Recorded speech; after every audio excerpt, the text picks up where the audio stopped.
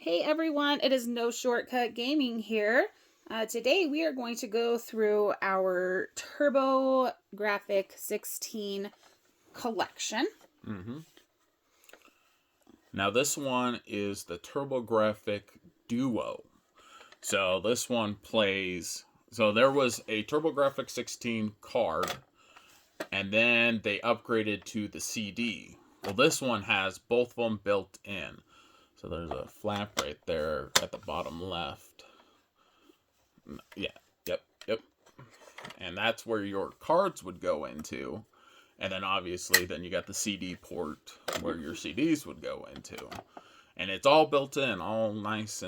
But the thing about this one, the TurboGrafx-16 Duo, is that it had problems because they rushed them out and they had leaking cylinders, and it's kind of a pain in the butt to collect for, in my opinion, because you have the TurboGrafx-16, and then you have the TurboGrafx-16 with the CD. Then you have the Turbo Duo, which is built in all together. But the thing is that this one's probably the better ones to get, but then it's the most expensive. That's what sucks about it. Because I think the TurboGrafx-16 CD, the eyes would go out in it, and it would burn up a lot. And they had leaking cylinders when they came out. But then on top of that, when you try to collect for the Duo, you have to get the Duo controller. You can't just get a TurboGrafx-16 controller. This one has to be for the Duo, and it only works for the Duo. You put it in your TurboGrafx-16. Yeah, it's kind of a pain in the butt to collect for, but it's fun. And this is, in my opinion, why it's fun, is that they came on these little cards. Like, I think to have this technology in the 90s, like early 90s. Yeah, that said 1992. Yeah. Was that when it was manufactured. Yeah, that's crazy to have. Like, it looks like a Switch. Like, it looks like a Switch cartridge. Like, this is an actual cartridge. And I don't know how it works. I am generally just confused. Now, take it out of the plastic, yeah. Because there's nothing there. Like, you see where the pins are, yeah, and that's where it connects, but there's no wires, there's no connections for anything. I don't get it on how it works. Like, where's the readout? Where's the game? You know, when you open up a NES, you can see motherboards and you can see chips. Yeah. And then that makes sense. This, I don't know. It's just so cool to collect for. It's just, I don't know. So anyways. Got a couple of these game cards. That's the Dragon's Curse. That's Wonder Boy with the Dragon's Curse. Ninja Spirit. Yeah. Splatterhouse. Now, this one, I like this one.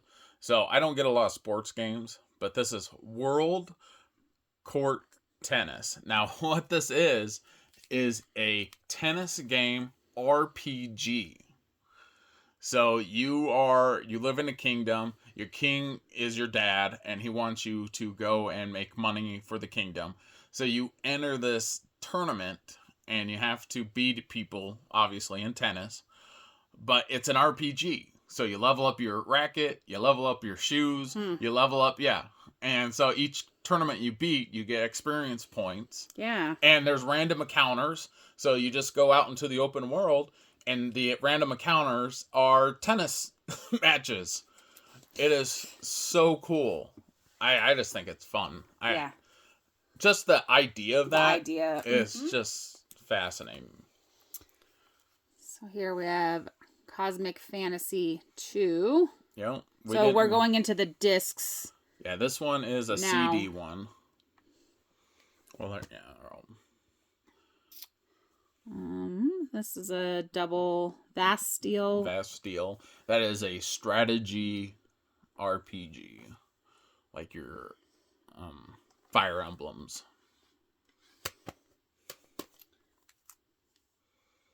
Ease 3. Wanderers from Ease. Yeah. Exile. Yeah. It's like Ease 1 and 1 2. and 2. Yep. So you get all 3 of them on one console. There's Ease 3. Again, I guess we have a couple of them. Yeah, because I don't know. I buy one when I want it, and then This is Exile Wicked Phenomenon. and I think that one is the second game. So the first one that we saw was the first game. That one's the second game. Now this one's a card. So they came in these jewel cases, and then you open it up, and you think, okay, it's a CD.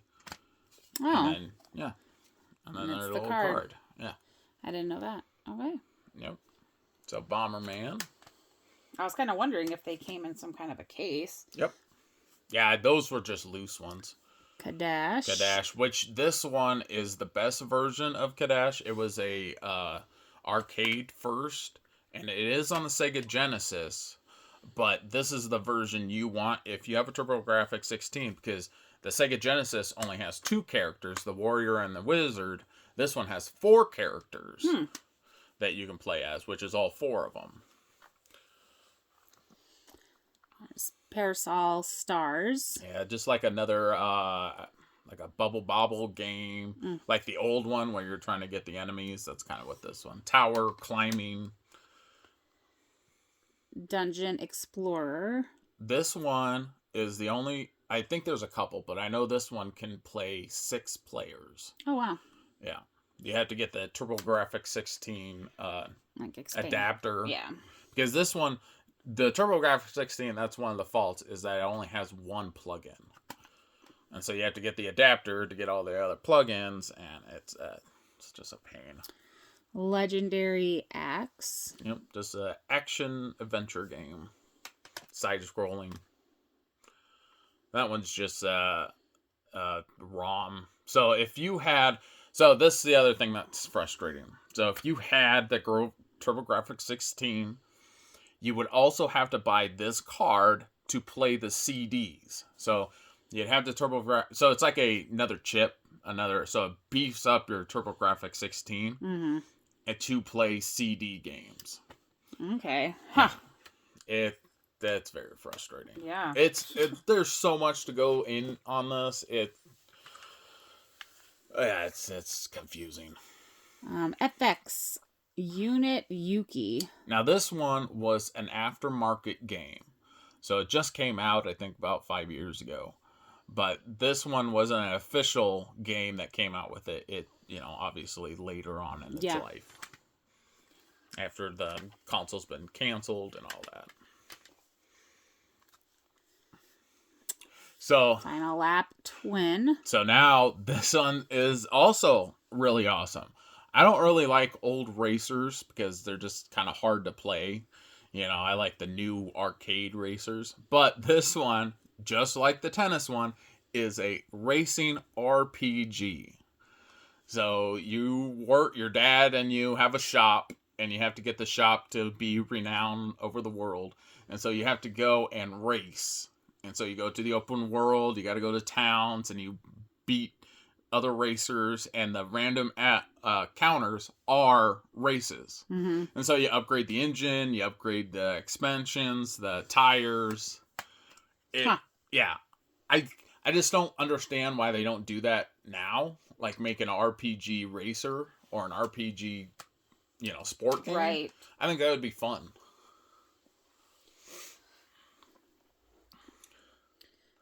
Newtopia. Now, this one was the TurboGrafx-16 answer to Zelda. So this is their version of Zelda. Okay. Yeah. Bonk's Adventure. And this was their Mario. This was their mascot, was Bonk. Bonk, huh? Yeah. There's 3 games for it. I only got the first one. Military Madness. Another strategy RPG. And then the last one is Keith Courage in Alpha Zones. Now, this one was a pack-in. So, if you go to try to get this game, it's super cheap because it was a pack-in with the console. Mm. Oh, okay. Yeah, so when you got the console, you would get this game. So that is the last of our games. Yep. And now here. Now, so there's a company called Analog, and they make really great retro. Well, no, it's a console that plays old games, but it's a new console, so we can play all those cards and CDs on this game there's the console card. Chip reader, and that's a CD. And then there's the Which CD. That's the only thing I don't like. What they did is that they made a slit versus a clamp. Yeah, the top loader. Yeah, they should have had it as a top loader because it actually is better for it. And it's very close. Yeah, it's smaller, a little more compact, but they did a good job. Yeah, you didn't need to make it big nowadays. Right. Now all of our chips are smaller. They're easier to, hook up. The other thing I don't like about it is on the side where your hand is where you plug in your controller. Oh, yeah, that's silly. Stupid. Now, see, I haven't tried my Turbo Duo controller in that, and I don't think it will work. I think that port is for the TurboGrafx-16. Right. Because I think the Duo is bigger. Right. But if you're looking to collect this and to start your TurboGrafx-16 collection, because I think the console's awesome, and if I find any games out in the wild, I'm just gonna pick them up. I don't care what they are because I just love it. Yeah. This is the way to go. You want to get this Duo if you want to start your collection. Don't get the TurboGrafx-16 original. Don't get the Turbo Duo. Just do the analog. Just to get the analog. It will start easier for you. Yeah. You don't have to, it's new. Or you can go the route